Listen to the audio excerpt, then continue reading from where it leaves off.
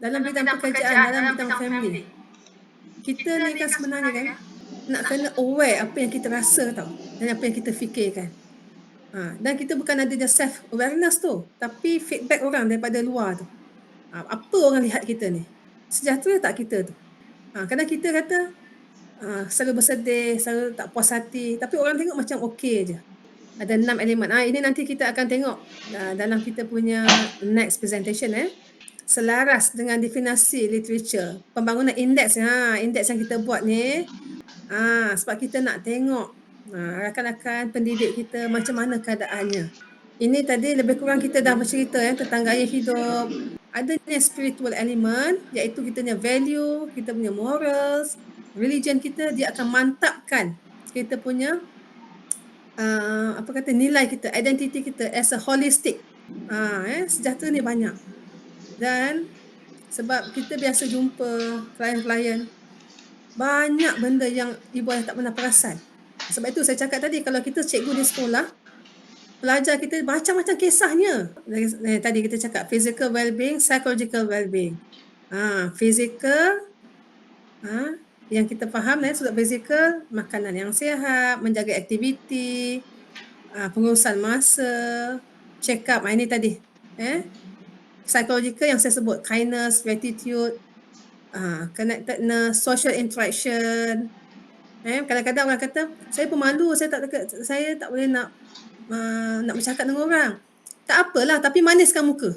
Saya rasa semua orang tahu kan, ini adalah teori motivasi. Nombor 1, physiological, food, safety needs kita, self-esteem, self-actualization.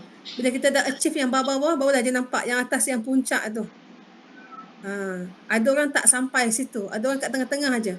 Ada orang dekat line 1 je. Kan teori Maslow tu ada 5. Dia dekat level 1 saja, yang bawah. Orang OKU pun ada potensi. Kalau puan-puan pernah dengar, ada satu medium business ni, nama dia Jamu Mall. Pernah dengar tak Jamu Mall? Pernah kenal tak ada seorang tu namanya Nizam? Dia founder kepada Jamu Mall. Dia tu cacat dia demam masa umur 11 tahun. Dia cacat, dia guna 2 jari dia saja ni, 2 jari ni untuk komputer. So dia bina Jamu Mall ni seperti konsepnya seperti Lazada atau Shopee. Saya nak katakan semua orang ada potensi. Saya selalu mengamalkan konsep I love me, I love myself. Dia cari dia punya quality diri dia sendiri. Mindset is everything actually. Kenapa orang kena anxiety? Mindset dia. Kenapa ada depression? Because of the mindset leads to that. Terima kasih. Ya Allah. Okey. Alhamdulillah. Inventory yang mengukur dengan adil dan sah ujian psikologi bukanlah kita nak melabel terutama IKPSI. Kita bukan nak melabel bahawa seseorang itu ada kekurangan dari segi kesejahteraan dia. Cuma kita akan tengok komponen-komponen kesejahteraan ni secara menyeluruh, dan sekiranya nanti didapati contohnya ada bahagian kesejahteraan yang kurang, maksudnya perkara ni kita ambil maklum dan kita sebagai kaunselor boleh bantu responden ataupun bantu klien kita untuk meningkatkan kesejahteraan dia dari segi komponen tersebut. Saya ditugaskan untuk menyampaikan tentang pengenalan kepada IKPSI. Pengenalan kepada IKPSI ini akan menyerangkan kepada anda. So pada akhir slot ini diharapkan anda semua first memahami asas pendekatan model dan teori dalam pembangunan inventory ini, kesedaran psikologi IKPSI.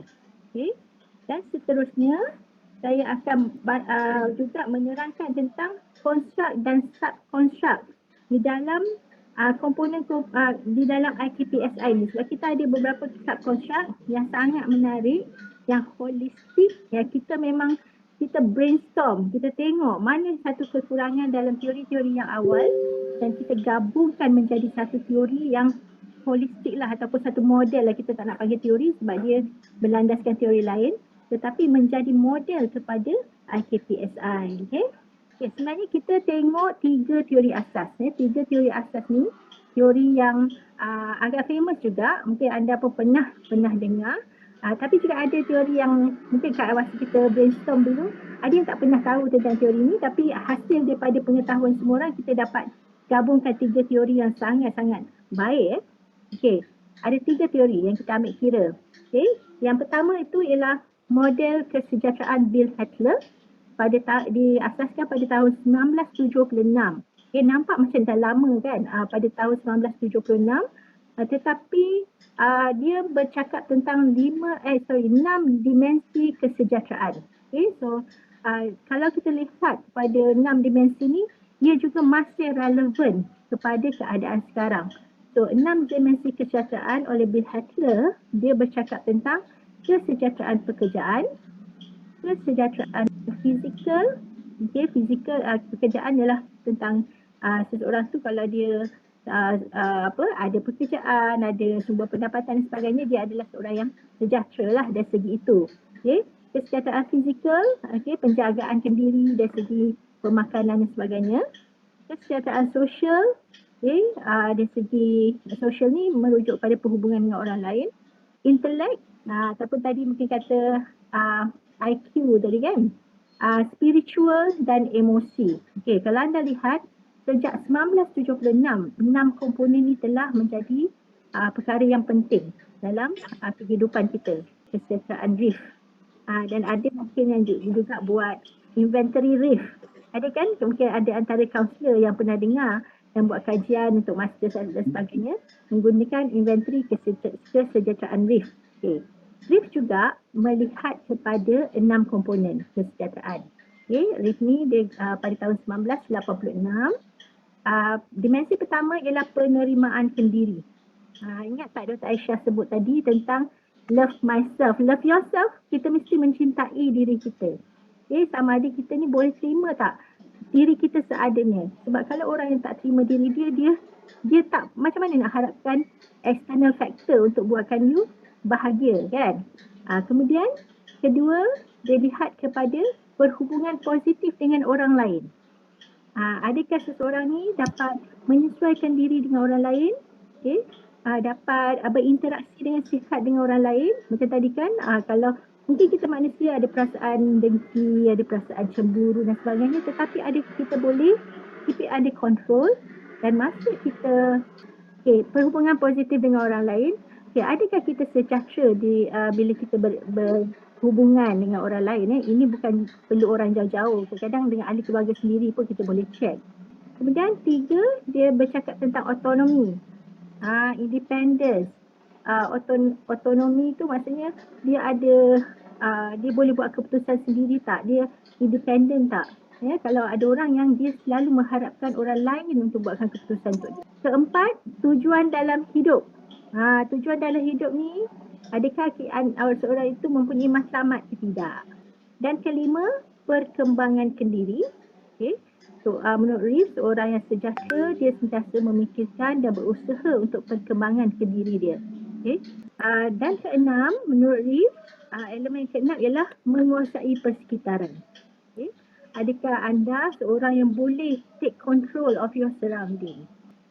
Kemudian model kesejahteraan Myers-Briggs ini 5 dimensi kesejahteraan kendiri. Pertama ialah kendiri asas, okay. Untuk kiranya dari segi essential lah, okay, dari segi. Kemudian kendiri sosial, kat sini yang tadi kendiri asas ni termasuk spirituality, yang mungkin kita akan selitkan juga dalam kita punya IKPSI. Kemudian ada kendiri sosial, kalau anda lihat komponen yang terdahulu, model yang terdahulu, Hackler dan Reeve juga bercakap tentang kendiri sosial. Kemudian kat sini juga ada sebut yang sama, yang ketiga, sama dengan Bill Hackler, iaitu kendiri fizikal. Okay. Sangat penting kendiri fizikal ni sebab fikir balik, bila kita sakit, bila kita tak sihat, adakah kita dapat mengendalikan bahagian lain dalam hidup kita, tugasan kita dengan baik. Sebab apa? Bila fizikal sakit, memang susah nak balance out emotion, nak fikir dengan rasional. Dan keempat ialah kendiri kreatif. Mungkin tak ada dekat yang lain-lain ni. Tapi ini melihat kepada kreativiti anda. adakah anda seorang yang kreatif? Ini sebenarnya ada berkaitan dengan membuat keputusan, memikirkan penyelesaian masalah yang mungkin berbeza dari masa ke semasa ikut keadaan, ya. Dan kelima, Myers and Squibb ni dia ada 5 je.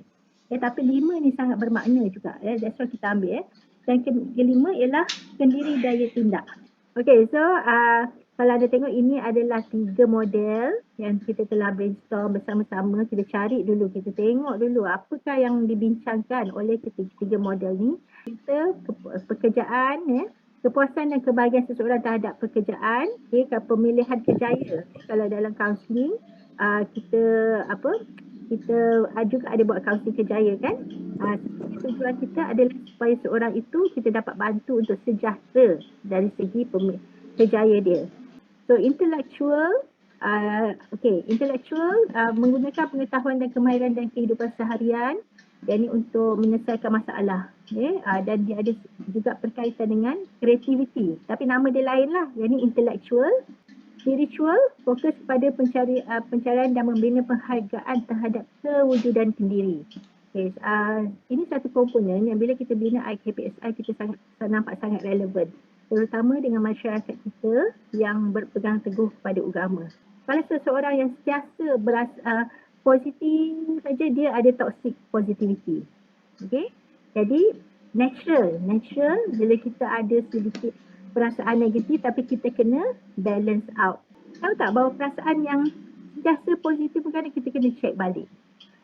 Contohnya kalau anda belajar emotional intelligence, dia kata jangan buat keputusan semasa kita terlalu excited. Riff, tadi kita dah cakap tentang Riff. Riff ni dia punya kategori, kalau anda buat inventory kesejahteraan Riff, dia ada 2 je. Dia punya kelompok tu. Sama ada anda positif dengan orang lain. Contohnya hubungan positif, anda positif dengan orang lain atau tidak positif. Okay, so inventory Riff tu walaupun banyak digunakan lah, tapi kena tengok sebab dia punya kategori 2 je. Interpretasi dia. Mempunyai perkembangan peribadi atau tidak mempunyai perkembangan peribadi. Tetapi secara model, dia adalah model yang sangat baik. Dan last tadi kita bercakap tentang Sweeney. Kendiri asas tu, identiti gender, budaya, penjagaan diri dan spiritual. Kendiri sosial termasuk persahabatan, kasih sayang dan hubungan dengan orang lain juga.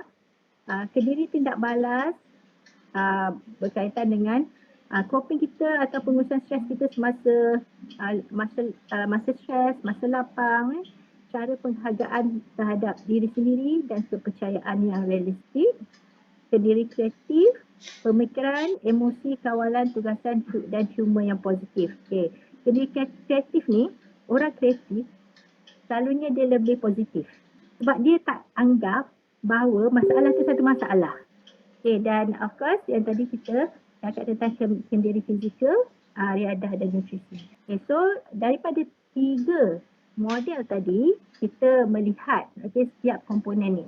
So, kita senaraikan, apa yang kita buat ialah kita senaraikan semua komponen ataupun konstruk tadi dan kita tengok ada persamaan ke tidak. Tapi tadi masa saya terangkan, nampak kan? Jelas ada persamaan kan? You all familiar dengan Jerris kan? Jasmani, emosi, rohani, intelektual dan sosial. Okay, komponen Jerris. Okay, contohnya kalau kita ambil yang, kalau kita tengok kita gunakan Hettler di tengah. Kalau untuk Hettler, dia cakap pertama tentang emotional. Okay, tentang kesejahteraan emosi. Okay, so kesejahteraan emosi, semua komponen ni bila kita tengok memang ada persamaan. Kita tengok balik setiap definasi sebenarnya. Definasi yang diberikan oleh orang yang membangunkan model ini. Cuma ada 2 perkara yang kita tambah kat sini sebab iaitu emosi, emotional, occupational, physical, social, intellectual dan spiritual ni memang dah ada. Kita ambil Hettler yang tengah, kita memang dah ada di situ. Tapi kita tambah self-identity. Sebab self-identity tidak ada di bawah Hitler, tetapi ada di bawah self-acceptance. Okay? Dan satu lagi yang kita tambah di sini ialah financial. Tidak ada di mana-mana komponen, tak ada di mana-mana model, tetapi kalau kita lihat secara literature review dan sebagainya, kesejahteraan keuangan sangat-sangat penting. Okey. So jadilah model kesejahteraan psikologi untuk IKPSI, di mana kita ada kesejahteraan keuangan, kesejahteraan identiti, kesejahteraan spiritual, kesejahteraan intelektual, perhubungan, fizikal, pekerjaan dan emosi. Nanti saya rasa nanti Kak Pa akan terangkan lagi tentang kita punya model sarang lebah. So dalam di sini kita ada 8 komponen, konstruk, 8 konstruk, dan dalam setiap konstruk tu kita ada sub-konstruk. Sebab sub-konstruk ni pentinglah sebab bukan contohnya macam emosi. Kita tak boleh nak ukur emosi secara am saja. Kita mesti tahu apa komponen emosi itu yang menjadikan seseorang itu sejahtera. Contohnya emosi, kita ada kepekaan emosi, peka atau tidak terhadap emosi kita dan juga emosi orang lain, kefahaman emosi, pengurusan emosi. So tadi kita bercakap pemulanya tentang kesejahteraan emosi. So 3 subkonstruk kesejahteraan emosi telah dikenal pasti, iaitu kepekaan emosi, kefahaman emosi dan pengurusan emosi. Okey, kesejahteraan emosi merujuk kepada keupayaan seseorang untuk peka terhadap emosi, dapat memahami emosi dengan baik serta mampu mengurus dan mengawal emosi dengan berkesan. Saya rasa yang pertamalah kita belajar ialah Carl Rogers. Betul tak? PCC, dan PCC ni banyak menumpukan perhatian kepada emosi. Macam mana kita nak memastikan seseorang itu emosi dia jadi stabil, kan? Kita berempati dengan dia, kita menggunakan lebih refleksi untuk bantu dia lihat balik emosi dia tu dan sebagainya, kan? So that's why komponen kesejahteraan emosi ni sangat penting. Okay, kalau subkonstruk untuk kepekaan emosi, emotional awareness, dia merujuk kepada keupayaan untuk peka terhadap perasaan diri sendiri dan orang lain serta mengenal pasti luahan emosi yang berlaku secara lisan dan bukan lisan. Yang kedua, kita juga melihat pada subkonstruk kefahaman emosi.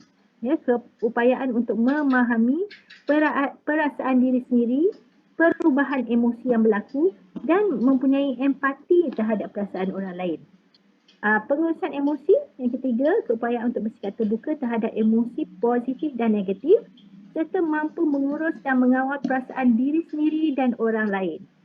Okey, ini adalah contoh-contoh item. Yang pertama, saya contoh saya boleh mengenal pasti perasaan orang dengan baik. So kita ada skala. So ini sebenarnya bila kita kata tentang inventory, dia banyak bergantung kepada kejujuran ataupun setakat mana responden kita dapat menilai diri dia dengan sebaiknya. Item kedua, saya mampu mengesan perubahan emosi dalam diri saya. Boleh tak you kesan perubahan emosi? Kadang-kadang kita tak perasan. Kejap-kejap tadi tengah seronok tiba-tiba marah. Tadi tengah gelak-gelak lepas tu menangis. Dan contoh item ketiga, saya mampu mengawal emosi walaupun dalam keadaan tertekan. Ini sangat penting. Sebab most probably in our life we are always experiencing stress. Mana ada orang yang tak ada stress? Okey, kita tengok yang konsep kedua, kesejahteraan pekerjaan. Okey. So yang ni kita ambil kira 4 perkara. Autonomi, kepuasan kerja, pengiktirafan dan keseimbangan kehidupan kerja. Bila kita bercakap tentang autonomi, autonomi merujuk pada individu yang mempunyai ciri-ciri berdikari. Yang kedua, kepuasan kerja. Ini tidak dinafikan. Memang ada teori kepuasan kerja pun. Kepuasan adalah perasaan puas hati dan bangga terhadap pekerjaan yang dilakukan.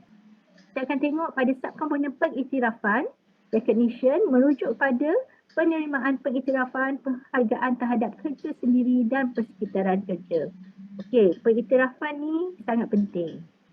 Dan keempat, tadi kita cakap work-life balance, tak perlu ada D kat situ, work-life balance, keseimbangan kehidupan kerja. Okay.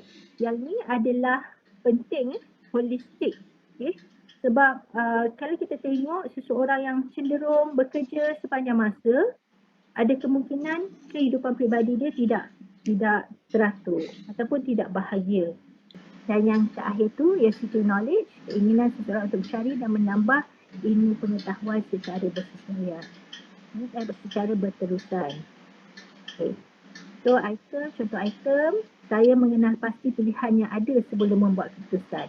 Okay. So sebenarnya ini adalah sebenarnya bila nak buat keputusan ni, kalau kita lebih sistematik, kita lebih teratur, kita go one by one, itu akan bantu untuk buat keputusan yang lebih baik.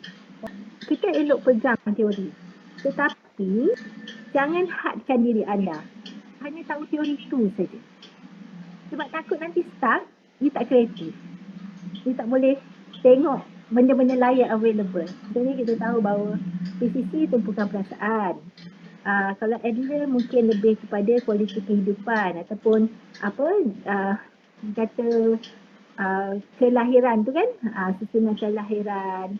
Kemudian mungkin kalau reality terapi lain kan, dia punya penumpuan tu. Okay. Katalah klien anda datang dengan sesuatu yang tidak boleh diselesaikan dengan teori tu. Dan kalau anda hanya berpegang pada satu teori, jadi masalah kita. Kecuali awak memang macam Adler lah, atau dia dah tahu selok-belok semua tentang teori tu. Tapi macam saya lah, saya memang saya guna reality. Saya guna 3 sebenarnya yang saya pegang sebab saya tengok keperluan klien. Satu ialah PCC, of course. PCC ni jadi satu keperluan sebab bila kita meneroka tu memang perlu lebih attending skills, empathy dan sebagainya. Tapi sebanyak guna reality terapi dan juga behavior yang saya guna. Sebab reality terapi ni lebih pada nak tengok motivasi klien, sama ada dia ada planning ke tidak dan sebagainya kan. Memang saya pegang lah kalau untuk guna buat group counselling sebab lebih model reality terapi untuk group counselling tu lebih jelas. But I also use behavior sebab kadang-kadang ada klien yang bila kita just attend perasaan dia, okey, perasaan dia masa sesi okey. Tetapi bila dia keluar sesi, dia tak tahu apa nak buat sebab dia tak ada idea nak betulkan tingkah laku dia. Right, itu tadi adalah 8 construct yang kita ada dalam IKPSI. Tapi dalam kita punya inventory, kita ada item-item keselarasan. Okay, apa tujuan item keselarasan ni? Item keselarasan ni sebenarnya untuk mengukur perbezaan antara ideal self seseorang dengan real self dia. Item keselarasan ni dia kata skor kalau untuk item-item ni yang ditabur secara random dekat dalam KPSI itu, kalau di bawah nilai 50, anda mempunyai kecenderungan menjawab item secara konsisten iaitu menunjukkan diri yang sebenar. Kita menguruskan klien, kalau kaunselor kita menguruskan klien-klien, kita mesti sejahtera dulu. Sebelum kita nak mensejahterakan orang lain, sebenarnya kita kena sejahtera. Kalau anda dah buat ni nanti kan, anda akan buat kan? Kalau anda dapati bahawa you punya markah tu kurang sejahtera, janganlah rasa down. Maksudnya, you dah tahu now yang mana satu nak baiki. A good discovery. Sebenarnya bagi saya, kalau saya nampak kelemahan saya, it's a good discovery. So dengan itu, selesai tugas saya hari ini. Saya mengucapkan terima kasih untuk tumpuan anda semua. Terima kasih kepada Dr. Ida Hartina atas perkongsian sebentar tadi. Semoga kita sama-sama mendapat ilmu untuk kita amalkan daripada perkongsian beliau. Terima kasih, Doktor. Okay, sama-sama. Untuk para kaunselor, suka saya ingatkan bahan-bahan untuk hari kedua dan ketiga program kita perlu dicetak terlebih awal untuk lebih memudahkan para kaunselor mengikuti dan memahami inventory ini. Para peserta juga diingatkan untuk mengisi link kehadiran yang dikongsikan di bahagian chat.